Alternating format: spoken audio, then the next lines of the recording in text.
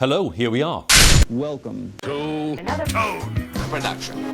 So we have truth and accuracy, two of the BBC's basic news values. Hugh Edwards is the presenter accused of paying a teenager for explicit photos. In the last few minutes, he has announced his resignation. Be an example of those good values. He has not resigned. He has been named by his wife. He has not resigned. Yes, he's been named by his wife and he is in hospital suffering serious mental health issues.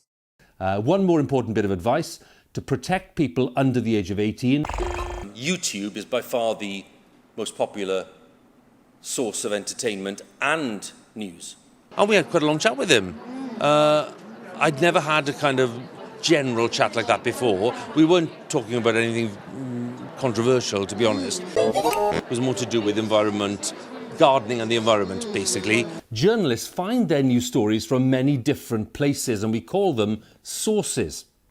Remember, there are things happening around you all the time, and any of those things might make a good story. So you have to be curious. Look around you.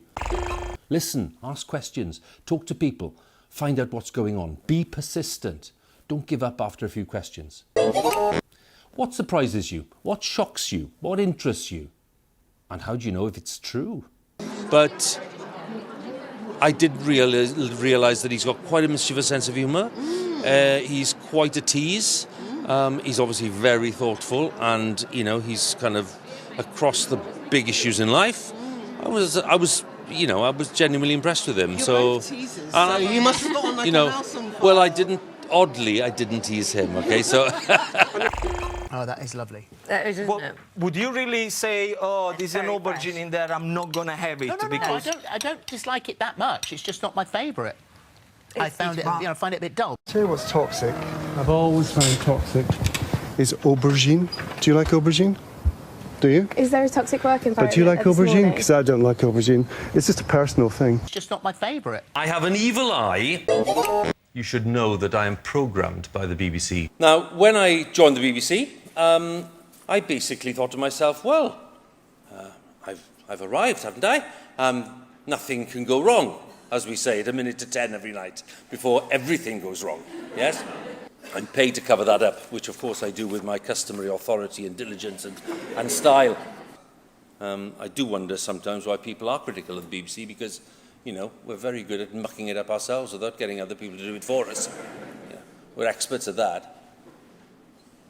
If there's a little problem, we're very happy to make it into a full-blown crisis, I can tell you now.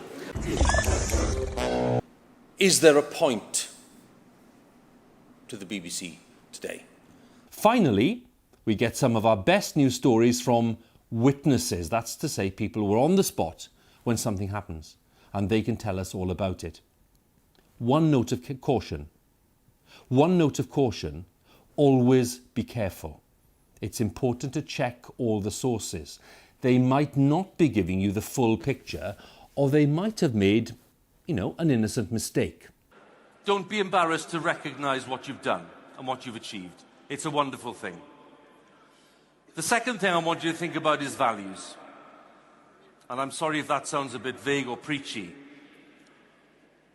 because I urge you, all of you, individually, to go out into the world, into the workplace, with an eye on your personal values.